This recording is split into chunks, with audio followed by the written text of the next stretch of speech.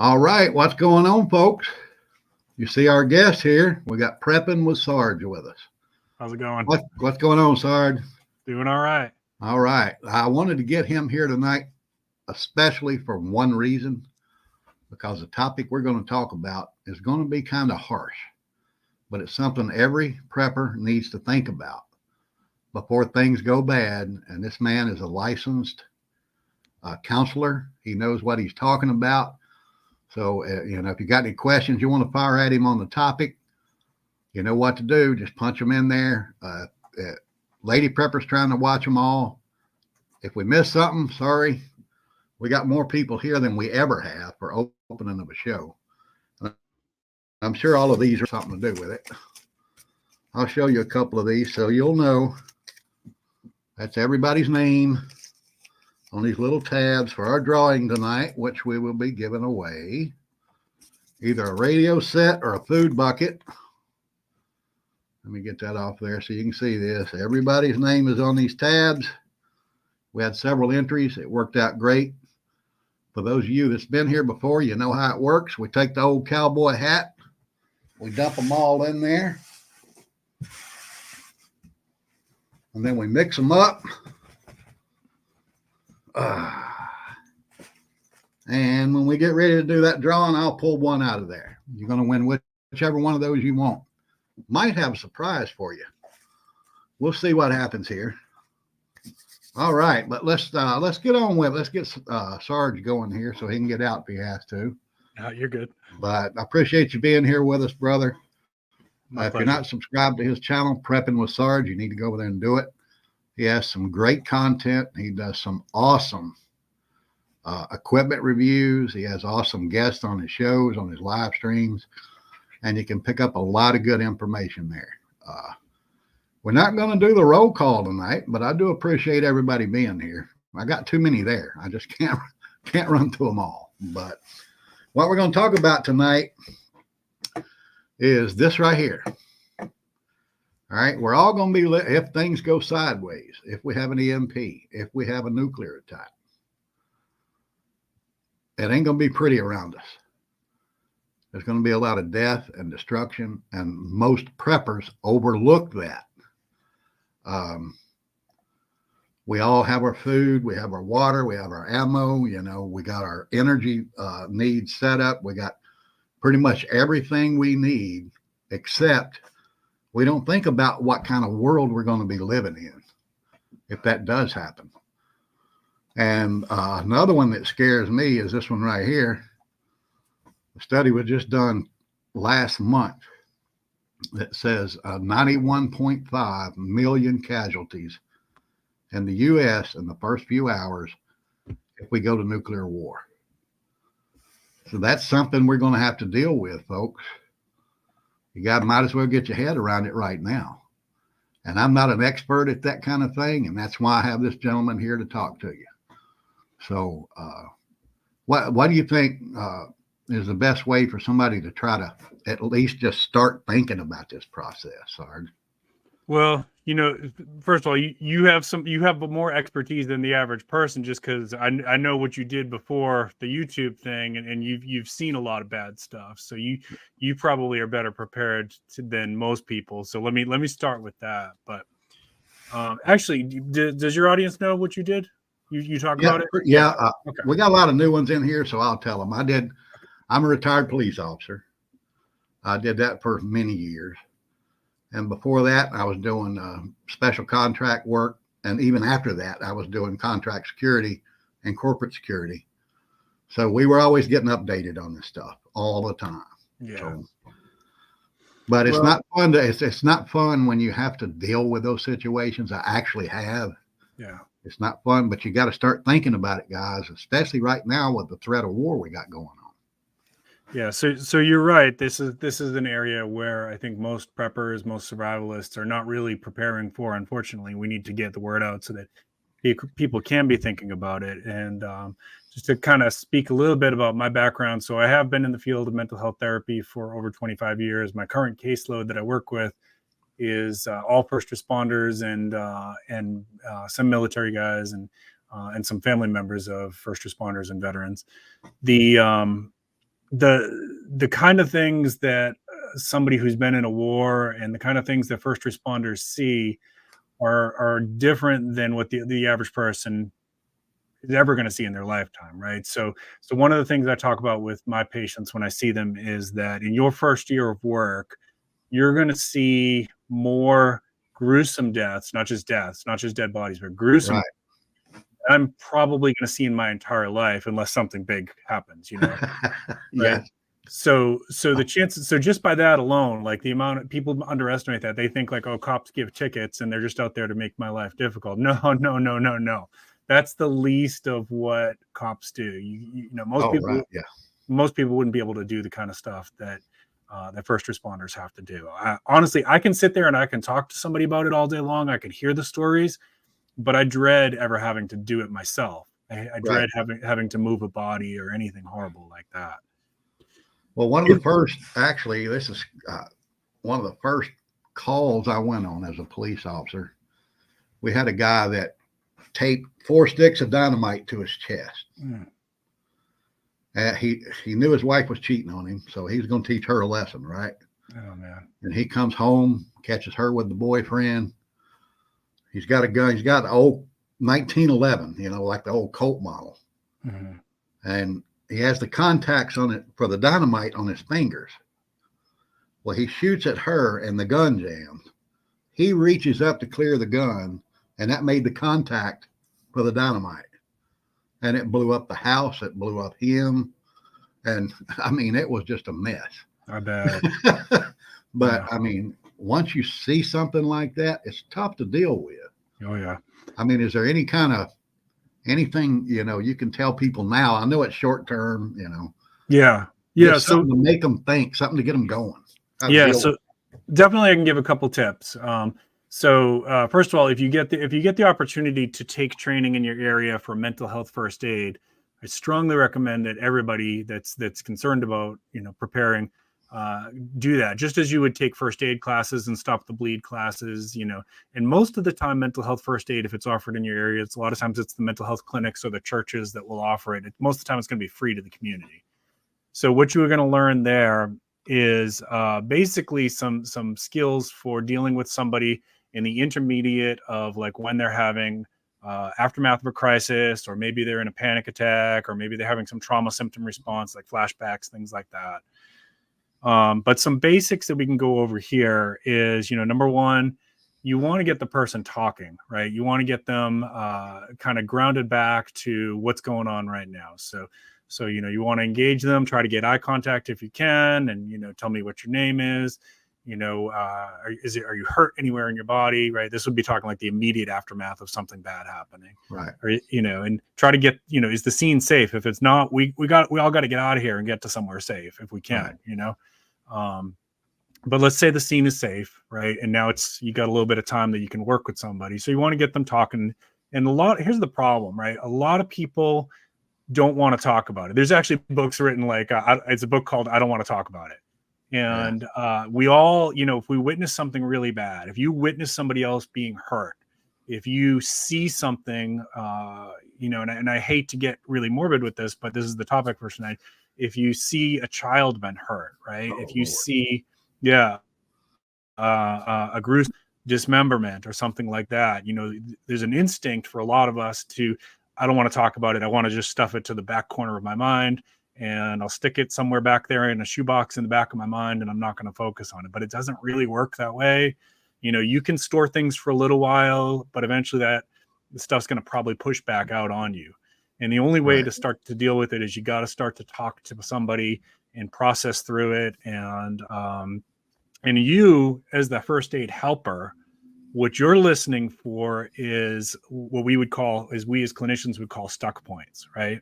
So it's hard to pick up on, but if I was working with an officer, for example, in therapy, and he said, hey, we had to go into this really bad car scene, and there was 3 people bleeding out, and I could only work on one person, and help was 10 minutes away, right? And so maybe in his mind, he's like, I could have helped the other 2 people, right? And so then we would call that a stuck point. So they're looping on that. They're looping on this thought of like, sometimes it's, I did something wrong, I could have done more. It's not okay to feel. That's a very common one. But it's there's a cognition that's going on that's stuck, and we got to help them as the helper to free that up, right? So how do we do that? We get them talking, and maybe you're going to ask questions about, like, so in that example, I might say, so it was just one of you, right? And the person would say, yeah. And I'd say, but there was 3 people bleeding out, right? Yeah. And your help wasn't going to get there for 10 minutes. Yeah. Okay. So what would you say to me, right? If I was in that situation, right? And the person would say, well, it's not your fault. Yeah. So then I'm going to repeat that back to them. I'd say, so it's not your fault, right? And you want to get them to buy into that. That's just one example. But talking about it, even if you don't get that cognitive stuck point, if you can't pick it out, because that's some training that we had to learn. If you can't get that, just talking about it will help too, right? You got to start there. Get them breathing in through the nose, out through the mouth. Slow it down. Slow your heart rate down. Right. Let's go through this. Go through it a couple times if you can get them to talk about it a couple times, because each time you can get somebody to talk about it, the intensity of it comes down just a little bit, right? So there's one of the modalities which I don't particularly use, but the VA sometimes uses with soldiers, is called prolonged exposure. And with prolonged exposure is the therapist is basically getting the veteran to tell the trauma story over and over and over and over and over again. Right. And by doing that, it does take down the intensity of it. And so it's not like stuck up here causing flashbacks and nightmares and panic attacks and all these other horrible symptoms that people can get. Okay, but let me ask you a question. Yeah. All right, you're talking about talking to somebody else. Yeah. Now, what if we have this mass casualty event, like a nuclear? Yeah. And it's just you. Just and you're me. having to soak all this in. Yeah. And you're seeing all of that. What's the best way to deal with that? Yeah. So am I in a safe place now or no? Well, let's just say the explosions are over. Okay. So it's as safe as it's going to get. Yeah, it's relatively safe. Yeah. Okay. So yeah, so we all have that fight, flight, freeze built into us, right? And if you're not a first responder, if you're not a veteran, then you don't have that training most likely to how to overcome that.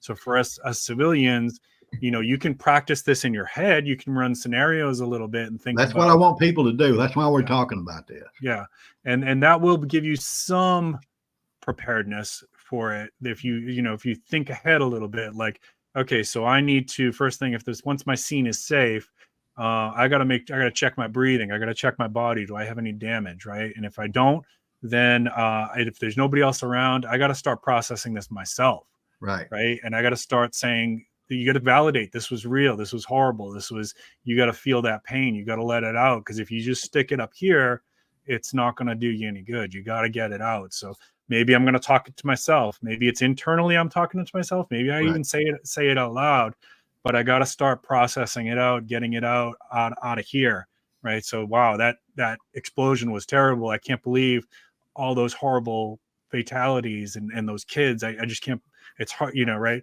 And so there you just heard a stuck point. I just said it without even thinking about it. I can't believe. That would be another stuck point, right? But it did. It happens. And so, so you got to keep talking yourself through it. If you start getting, so here's the big thing.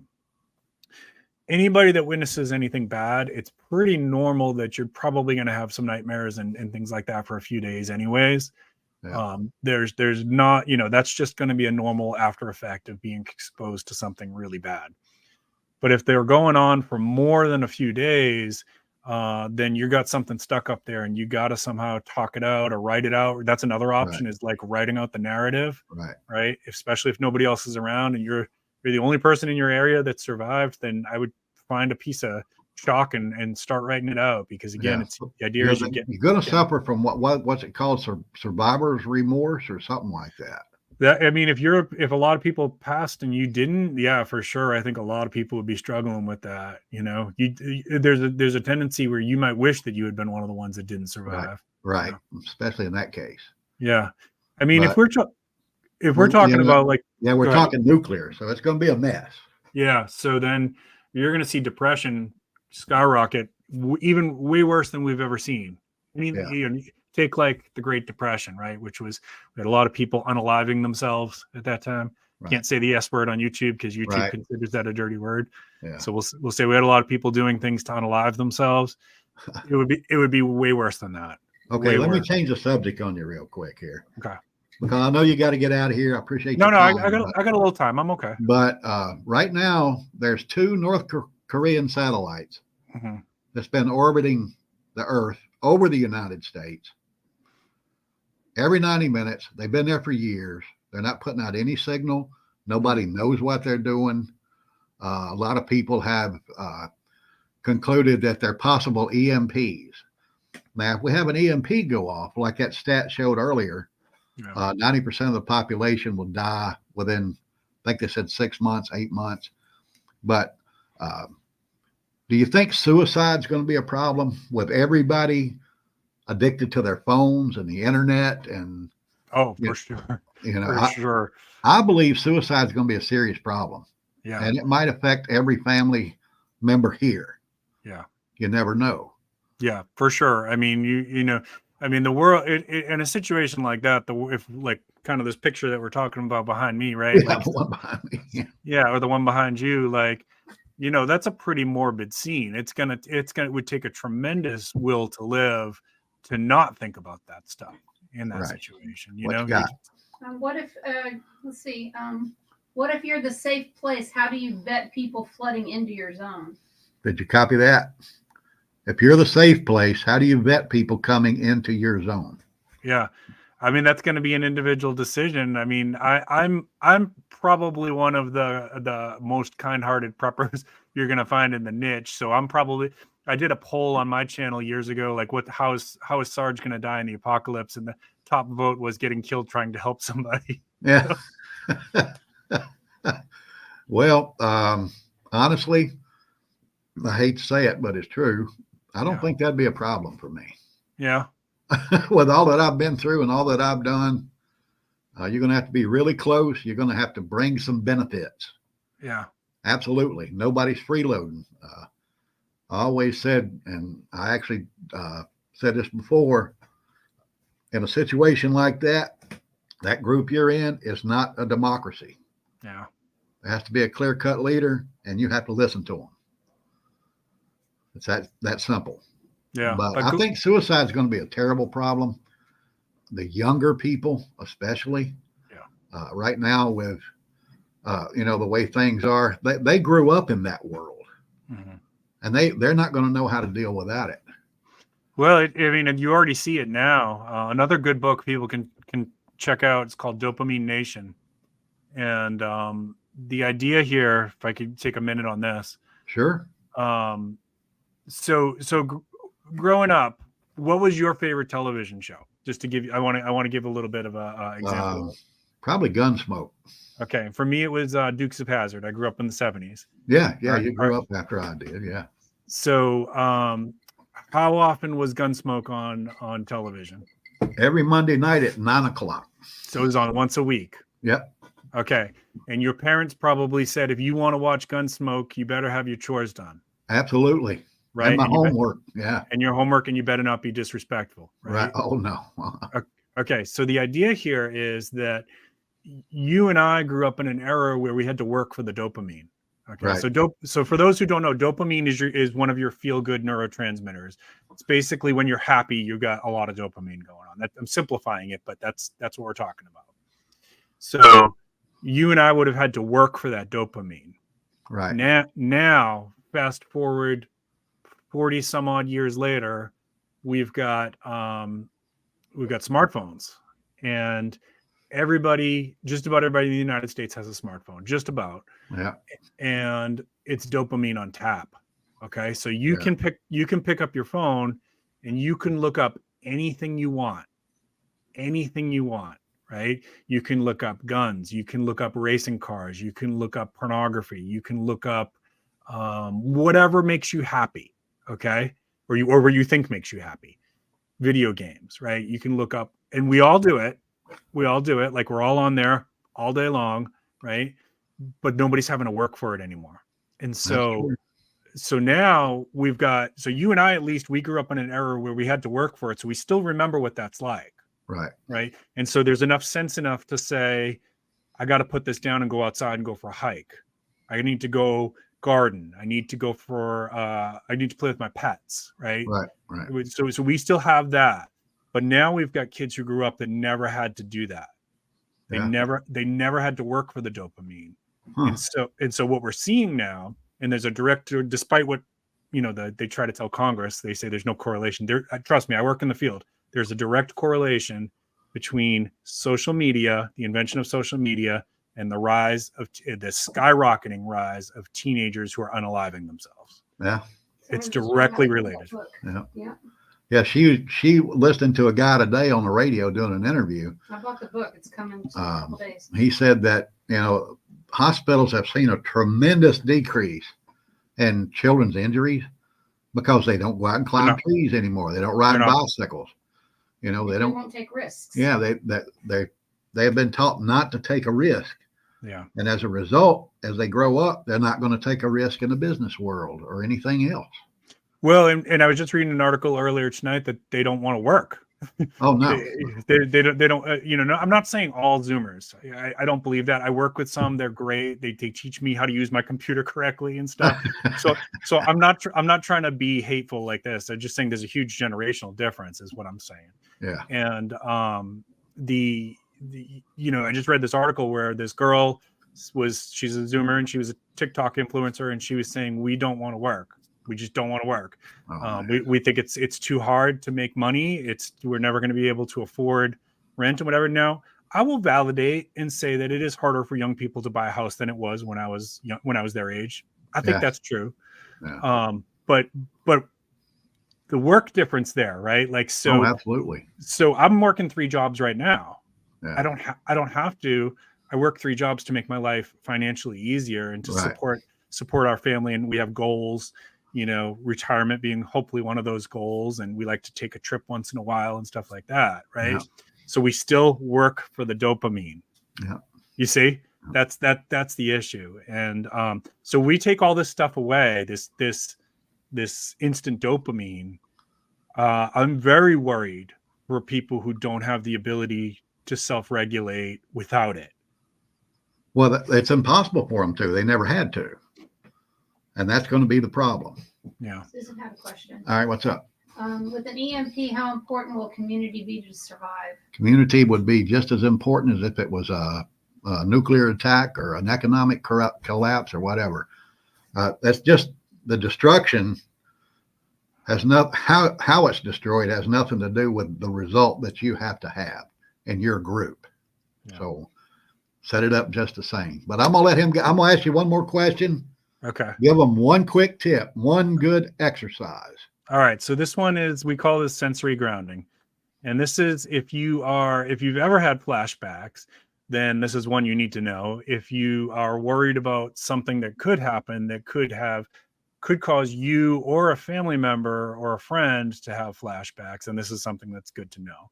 So the idea of sensory grounding is what you would do as soon as you start to sense that you're having a flashback is immediately, wherever you are, look around where you are and name off 5 things that you see. Okay. 5 things that you see. And then 4 things that you hear. Now, if you can't come up with 4 things that you hear, it's okay. Move on to the next part. 3 things that you physically feel, not emotionally, physically feel. And then 2 things that you smell and 1 thing that you taste. Okay. And what that does is you're forcing sensory input into the brain. And the brain can't sustain the flashback and what you're telling it. It can't do both. Yeah. So it kicks you out of the flashback. Now, is that going to cure your PTSD if you've got PTSD? No, but it's going to help you manage that moment and be functional in that moment rather than get lost into the flashback. There you go. That's cool. I'm going to ask you to do me a favor. Mm-hmm. Tomorrow, when this is posted as a video, would you go on there and type that in the comments? I will do it. Then I'll copy and paste it and put it in the description box so everybody can see it. I'll do it. I appreciate it, man. I appreciate you giving us your time. Yeah. Do we have any other questions for me before you got any questions before he gets out of here? We got to give some stuff away. I know you're in a hurry for that, but if you got some good questions, throw them at him right now. Yeah. So, and then the other is, while we're seeing if there's any other questions, I'll throw one more out there, which is everybody should learn how to do relaxation breathing, and it goes by a couple names: box breathing, square breathing. The Navy SEALs have a different name for it. Sometimes we call it in the field, we call it diaphragmatic breathing, but just think of it as relaxation breathing. And the idea for this is it's a way to signal your fight, flight, freeze to calm down. Okay. Right. So it stimulates the opposite, which is your parasympathetic nervous system. You There breathe you in go.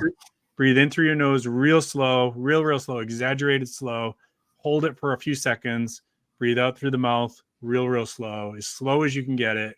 Pause for a few seconds at the bottom, and you do at least 5 of those in, out 5 times. And when you do that, if you monitor your blood pressure and your heart rate, you should see that they're coming down, because it sends signals to the brain to like, okay, calm down, we're safe, we're okay. All right. Remember that, guys. This man knows what he's talking about. That's what he does for a living. That's what I do. All right, Sarge. Thanks for joining us. All right. Appreciate I'll see you. tomorrow night. You're going to be on tomorrow night, right? I am not. Because it's Easter weekend, I decided to take Good Friday off, but I got a message for the audience that I'm going to release. It's already pre-recorded. And okay. And last thing I just want to say real quick to first responders out there, thank you so much for what you do. This is what all day long I work with first responders on this kind of stuff. I hear the stories. I know that you guys have to do some crazy hard stuff that most people wouldn't be able to do. So anybody out there that's a first responder or a family member of a first responder, I appreciate you both. Thank you so much. There you go. Go over there and subscribe to his channel, folks. Prepping with Sarge. He's got some good stuff over there. If he didn't, he wouldn't be here. All right. Thank you, brother. I'll see you. Have a good night. All right. You too. All right. I hope you got something out of that. That's part of prepping that a lot of people really don't want to think about, but you have to do it, guys. The closer we get to war every day, you see it in the news, the closer we get to an economic collapse. Speaking of that, let's see where gold is right now. Gold is at $2,243.35. That is a record high. That means the dollar is worth less. Silver's at $25.15 right now. So 25. Yep. Wow. So if you got those precious metals, when I started telling you a couple of years ago, you're making some money. But let's get to this giveaway. I know you guys are here for this giveaway. I want to thank all the new folks that came on board during my little subscription membership drive. I appreciate every one of you. Hopefully I'll pull your name out of here. We'll see. All right. Let me pull one out here and let's see what we got. All right. Who have we got here? Jake, 1776. Are you here? Are you here, Jake? Nobody say anything until we hear from Jake, please. Jake, 1776. All right, I'm going to give you 1 minute. I'm going to look at my timer here. I'm going to give you 1 minute to chime in and tell me, yeah, you're here. I don't see anything. I hadn't seen them all night. I've been just glancing over here, but have you seen them earlier in the program? I hadn't either. I'm going to give them 1 minute. 1 minute. Come on, Jake. Hope you're there, buddy. I should have downloaded the Jeopardy. You should have. I don't think he's here. All right. You think it'd be good to go ahead and go on with somebody else? Yep. All right. Let's do that. All right, Jake. I pulled your name, buddy. I wish you were here, but you're not. So goodbye.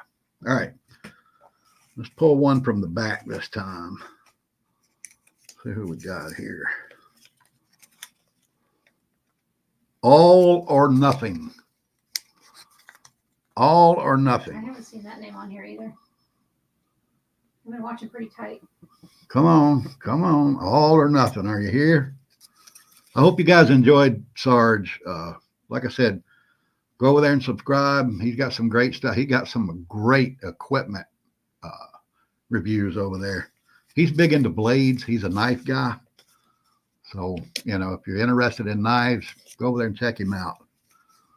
Come on, all or nothing. One more time. Oh, I ain't seeing them. All or nothing. Last call. 3, 2, 1. All right. Let me go into the middle this time. Get right here in the middle. See who we got.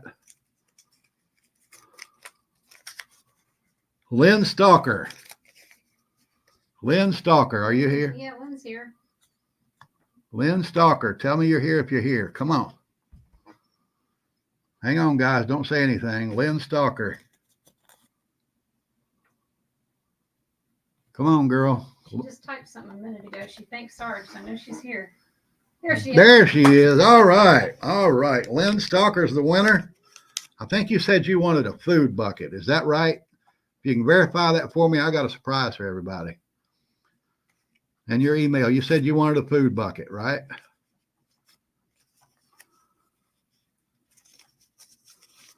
If you did, guess what? I'm going to pull another winner. Lynn, did you say you wanted a food bucket? Come on. I know. Yes. Yeah, she wants a food bucket. She wants a food bucket. So guess what, guys? That food bucket didn't cost all of the budget that I had for this. I told you I pulled $150 out of that YouTube account. I think the food bucket's like $120. So I'm going to give away something. And I actually had oh, wow. Let me see if I can get this picture up here. I'm going to give away something else. I'm going to give away this radio right here, emergency radio. It has a solar panel on it. It has a hand crank on it, or you can plug it in and charge it. It's a weather radio, isn't it? It's a AM, FM, weather, and I think shortwave. I'm not sure. It's a nice radio. Cool. But I'm going to give that away because if I do that, then that's going to cover pretty much the budget that I had for this prize drawing. So let's see who we got here. Let's see who we can pull out of here. You're very welcome, Lynn. Shoot me an email tonight so I can order that early in the morning and get it headed your way. I need your mailing address, where Amazon can deliver it. I'm going to order it from Amazon, have them deliver it straight to you. So let's see who else we got here. Maybe we'll get lucky and get a new subscriber this time. Let's see who we got here. Coffee first, then speak. Coffee first, then speak. Are you here? They were, just shortly. Tell me if you're here. You're going to win that radio. I'm gonna send it directly to you. Here we go. Are they there? Yep. Oh, there we go. All right. Coffee first, then speak wins the radio. All right. That's what I do with the money, guys, that I get from YouTube. Put your email up there again for that. Yeah, let me do that. Let me pop that email up there. There it is. Shoot me that email with your address where I can send this stuff to you directly from Amazon. But this is what I do with the money that I get on my super chats or, stickers or whatever. I return it all back to you guys. I don't keep one penny of it. I promise you. So if you ever feel generous and want to do that, please do, because it's going to come right back to you in one form or another. But I think that's going to do it for the night. Congratulations to the winners. Thanks for being here, everybody. Thank you all. Thank you to all of the new subscribers. Appreciate every one of you being here. Here, this is proof. They're all different. I promise you. I do this every time I have a drawing. They're all different. But congratulations, guys. Let me know if you got any questions. Shoot them to me in an email, or you can put them in the comments down there. When this is a video, which should be in just a few minutes, I'm going to pop it in there and make it a video. Hopefully they'll let me monetize it. I don't see why they wouldn't. I didn't say anything controversial. I've been known to do that on occasion. But thank you guys for being here. Hopefully you'll be back next week and look for those videos. I might not be here next week. If not, I'll post a notification, let you guys know. I might be camping. It all depends on if it's the weather It's not next week, it's the week after. Is it the week after? Yeah. All right. I will be here next week. Sorry about that. But thank you guys for being here. Love you all. Appreciate it. If we keep having these numbers, I ain't going to be able to do a roll call. So I just want to tell you all, thank you. I do appreciate every one of you. Just stay strong. Keep prepping. You know what you got to do after that. Pray for the United States. With that, the Orlando Prepper Happy is. Easter, everybody. Oh, yeah. Happy Easter. Now the Orlando Prepper is out.